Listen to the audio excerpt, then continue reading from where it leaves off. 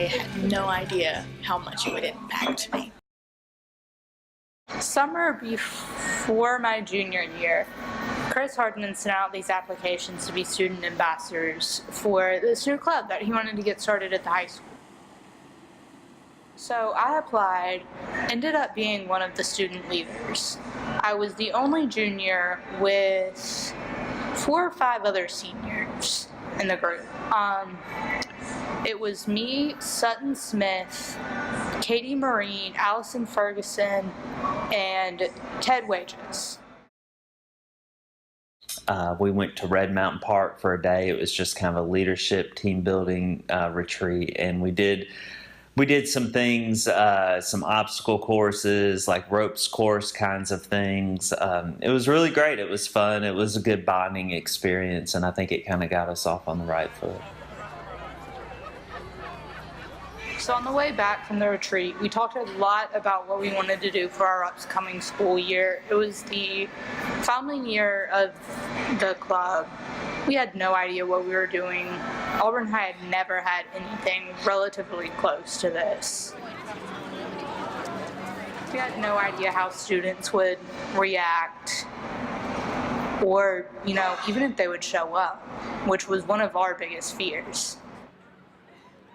So the Confidential is a group that we started on campus last year. The name was given by the students because we kind of wanted a place where we could meet every month, twice a month, where we could kind of discuss things that had to do with maybe mental wellness, things that were difficult to discuss in other settings, but that peers could talk to each other about without fear of judgment, and that we all agreed that those things could be discussed confidentially, and that whatever was said in that room during that time would not leave that room.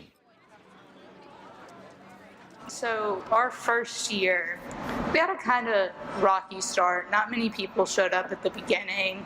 Slowly and slowly we started gaining more people until we had about 20, 25 towards the end of the year. Around October, November, we had Sutton Smith come and speak, who was a senior at the time, with her father about their story with mental health and drug use. I first learned about Sutton's speech in Tiger Connect my sophomore year, and we went to that speech, and at first I was like, yeah, Tiger Connect, we just get to listen to a speech, yay.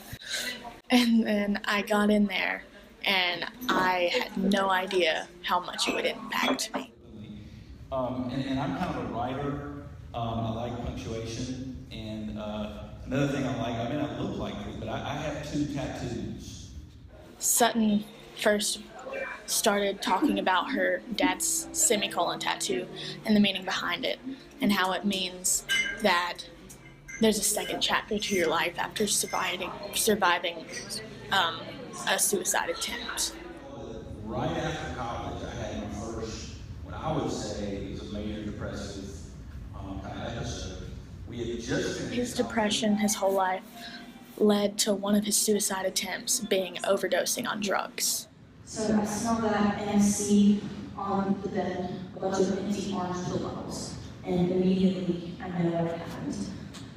So I shut the door, I called my mom immediately, and I said, Mom, if I come back, he's done it again. I got a call in the morning or something, and I don't know what happened.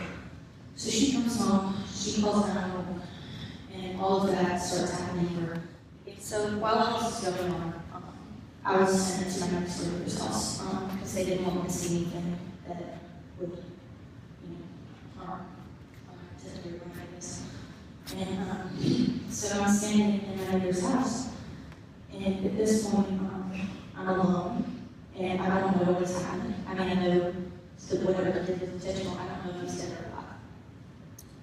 So I'm standing here looking at her, and I'm just kind of losing it. I was crying and screaming, and I got on my knees in the middle of my living room and said, God, look, I don't know if you're even up there at this point, because it really doesn't feel like it right now.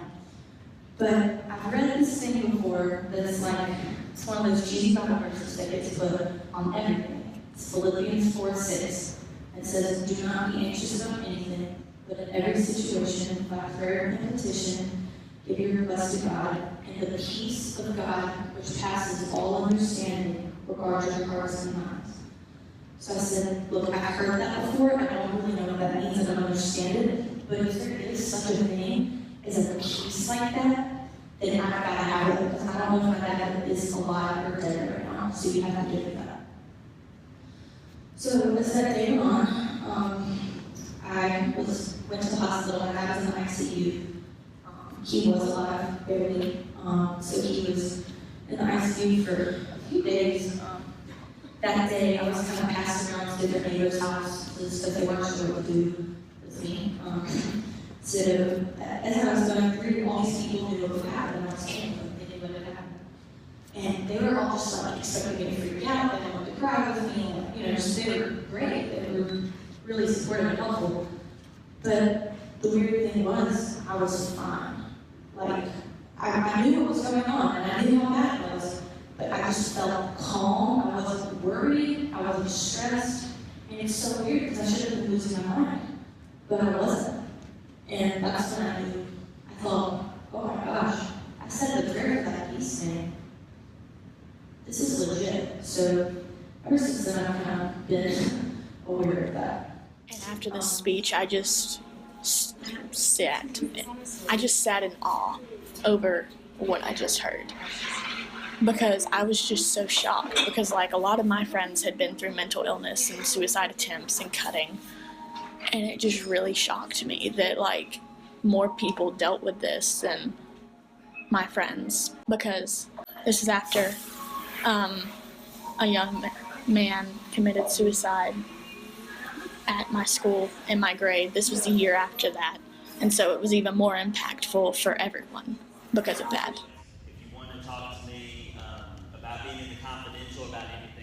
After Chris, the leader of Confidential Club, he said that anybody that needed to talk or wanted a business card from him about joining Confidential Club could join. And so I went down to the front and I got a card, and it almost brought me to tears, because I was like, I want to help out so much in this club, because I just want to make the world a better place for people dealing with mental illness. And I've been in the club ever since, and I feel like we've done a lot to help people. This past summer, two of us went up to a retreat in Birmingham, sponsored by APC, and did a lot of team building activities and planning for what we wanted to do again this year.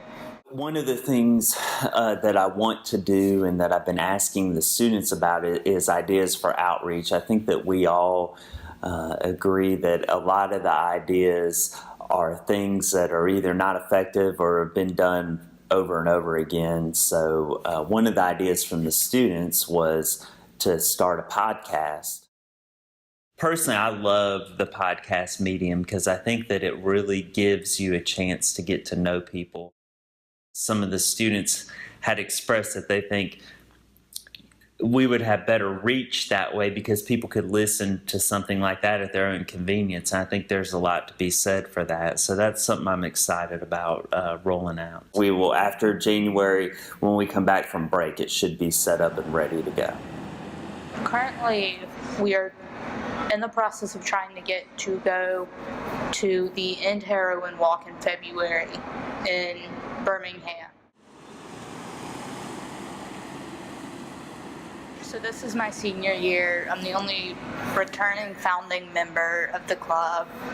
So, this is kind of my baby. It's going to hurt when I leave, trying to say goodbye to what I've started.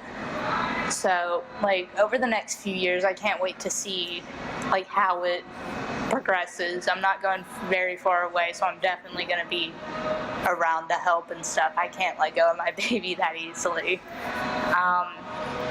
But I just can't wait to see what great things the club does in future years, and how it changes in our community. Like, I've seen how it is changing in Birmingham, drawing attention to the issues, and I just wish it could do the same thing in Auburn and Opelika and bring attention to the issues we have. It's just all about helping people little by little at a time, and that's what they're doing. Hello. Welcome to my interview where I don't know how to talk. She's having a hard time remembering her question. All right. All right. Oh, well.